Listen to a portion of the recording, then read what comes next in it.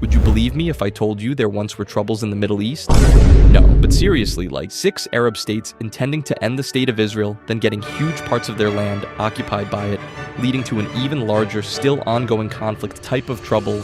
But let's ease down with the spoilers, Now let me tell you about the story of one of the most brilliant, impressive, and important wars of our modern history. It's April 1967. Not even 20 years since its establishment, yet with great experience of war, there hasn't been even a single moment of silence and peace for Israel, which been constantly clashing with its hostile neighbors ever since the first day. Since the 1948 war, its land has been divided and its capital, Jerusalem, was still splitted in the fragile status quo it was in since the war was over. Half of the city under Jordanian control, half of it under the Israeli. Now here comes our turning point. Over the years, many agreements were made with each of the surrounding states, but things were starting to heat up when each of them separately started to violate them. Syria started attacking Israeli farmers that were working by the borders, leading Israel to respond with a successful air attack against it, shooting down 6 of their jets. Furious by the attack, Syria called out Egypt into reforming their alliance against Israel together, leading Egypt to start moving great army forces near their border. I mean, really close. Only then, something even more dramatic happened. Since end of the Suez Crisis just a decade earlier, the United Nations Emergency Force had been stationed in the Sinai Peninsula, acting as a thin line separating the Israeli and Egyptian armies. In mid-May 1967, Egyptian President Gamal Abdel Nasser demanded that the UN forces leave immediately, and surprisingly, they did.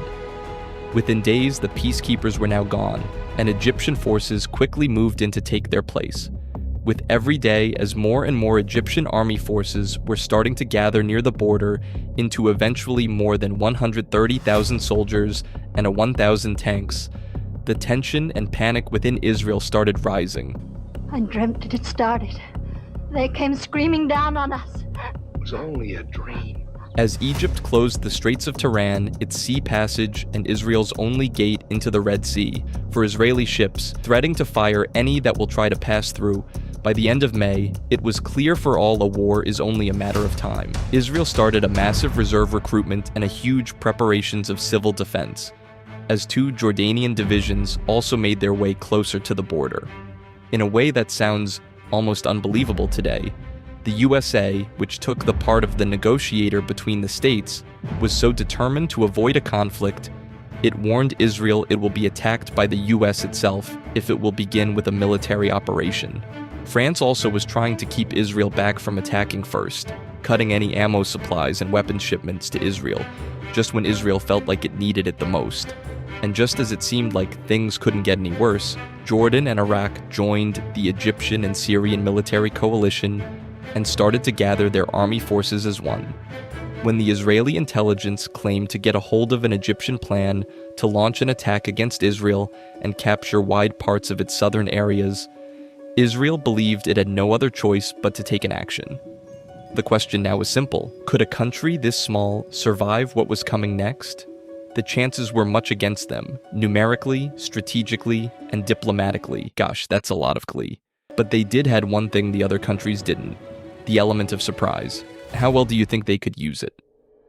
The Israelis had the realization that any infantry operation will be pretty much doomed, as together, the Arab armies had a clear aerial advantage that will make it impossible for the troops on the ground and the jets in the air to have any success in their mission to keep the Arab armies far away from their borders. But what if you just take it from them at the first place? What if you can use the element of surprise to knock off the entire Arab states' aerial forces before the war has even begun? Tough times lead to bold decisions. They choose to go for this crazy idea. And soon as the command came in, the Israeli Air Force started training, secretly building an entire demo airbase to practice on.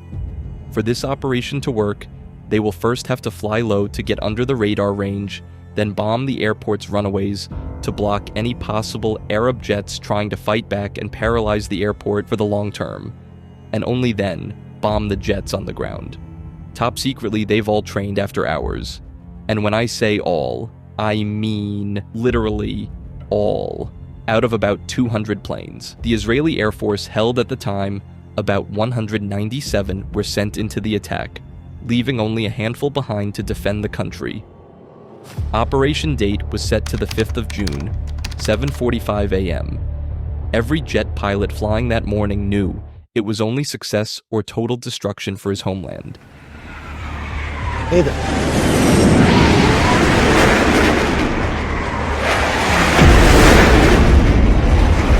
طيران اسرائيلي! ارجع! ارجع! ارجع! ارجع! الحرامي مش جاهزة!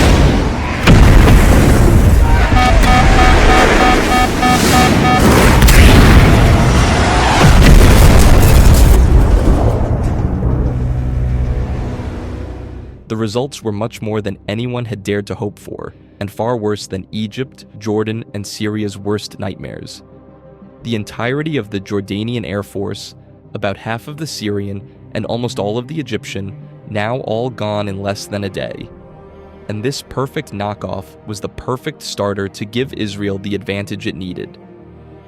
At the same time, Israeli forces launched ground offensives, pushing into the Sinai Peninsula facing the already wounded and much confused Egyptian army. The results at that front came much faster and in a much larger scale than anyone actually anticipated. It was totally unbelievable for the Israelis, turning in just 6 days from a country that all around believed will vanish soon, into almost an empire doubling its size. In the 59 years since, the consequences of this war can still be seen with the great impact it still has on the conflict today. Israel peace treaty with Egypt and Jordan, and its hold or occupation of the West Bank, the Golan Heights, and East Jerusalem. But if you would like to know exactly just how Israel got a hold of those lands, and how did it kept up the great opening act into doubling its size in just 6 days, let me know in the comments down below.